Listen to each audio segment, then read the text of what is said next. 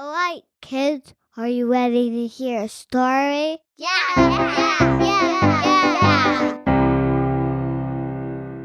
Welcome to Witch Toast and Other Tales. This story is called Witch Toast, Part 1.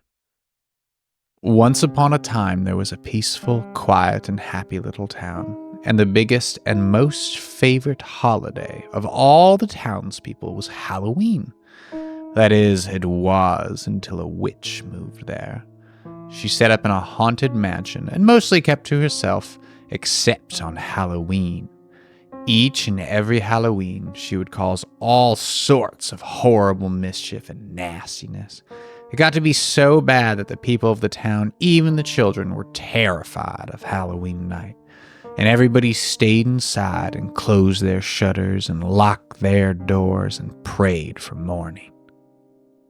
Well, one year, after a particularly horrible Halloween night, the town council got together and they decided the mayor should go talk to the witch and ask her if there was anything they could do, any deal they could make so she wouldn't cause so much mischief and mayhem. And so the mayor went, during daylight of course, and knocked on her door.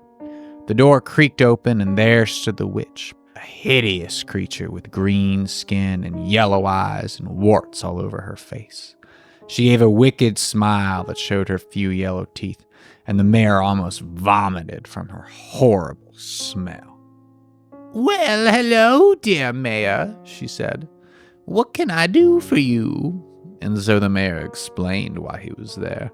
And she said, "So you don't like my Halloween tricks, eh?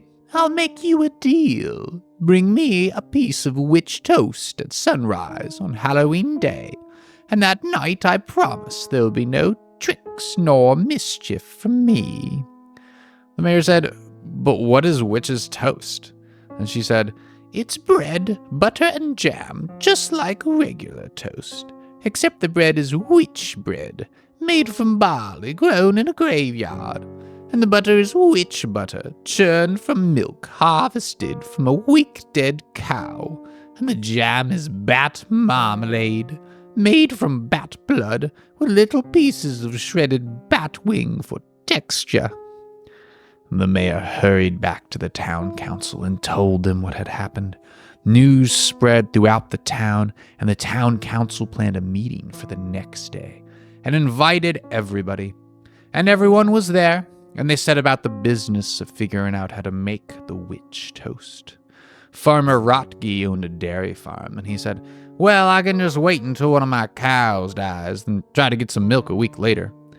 Mrs. Rotke said she could do her best to make it into butter. Farmer Undercroft said, "I'll grow the barley, so long as we identify a spot in the graveyard." And Mrs. Undercroft offered to bake it into bread. And lastly, Old Lady Haversjam said, "Oh, I love to make jam, and though I've never made bat marmalade, I will do my best." And so, as the next Halloween approached, they each set about their tasks. Mr. Rotke took milk from a week-dead cow, and Mrs. Rotke turned it into witch butter. Mr. Undercroft grew the barley in the graveyard among the graves of executed prisoners, and when the time was right, he harvested it, separated the barley from the chaff, and milled it into flour, from which Mrs. Undercroft made witch bread. And lastly, Old Lady Haversjam procured bats somehow, and produced bat marmalade, making sure it contained shredded bat wings for texture. The night before Halloween morning, they cooked it up, and when the first rays of morning sun peeked over the horizon, the mayor knocked on the witch's door, holding a plate with a piece of witch toast. The witch opened the door wearing her witch nightgown and her witch nightcap, and once again the mayor was greeted by her unbelievably foul stench. But he did his best to muster a smile and said, "As requested, one piece of witch toast." She took the plate, eyed the toast suspiciously, sniffed at it, then took a bite. She chewed, swallowed, then smiled that awful yellow smile.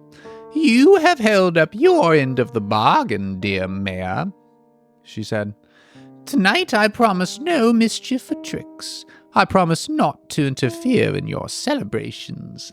Happy Halloween!" The mayor was overjoyed and rushed back to the townspeople to give them the good news.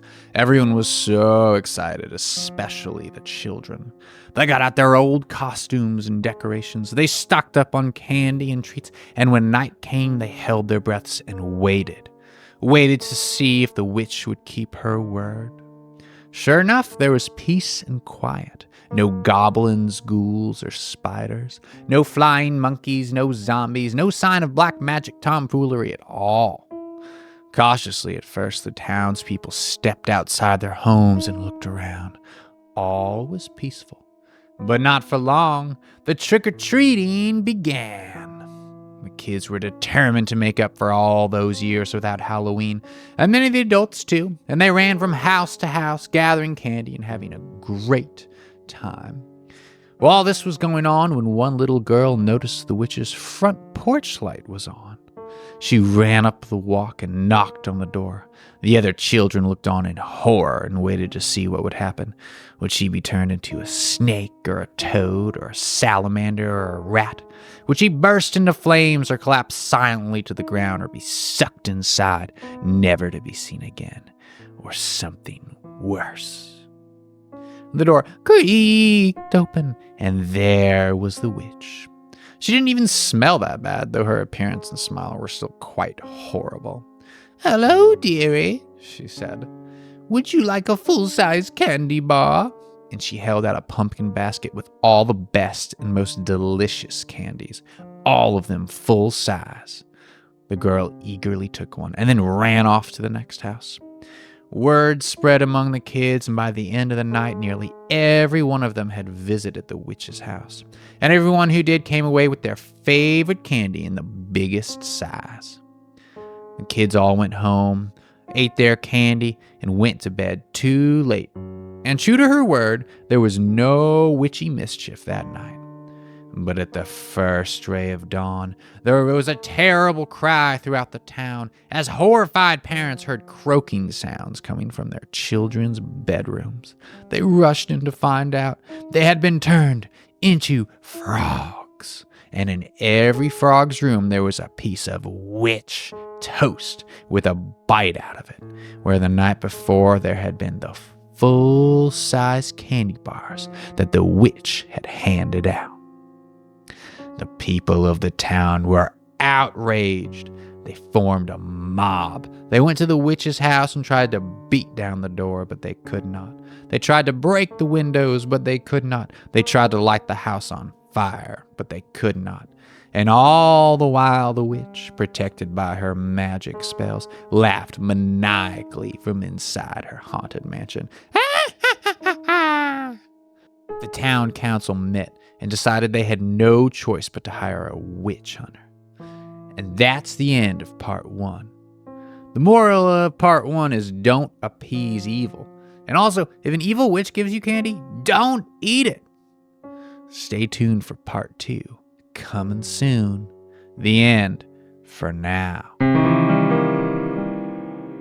Thanks for watching. Make sure you like and subscribe.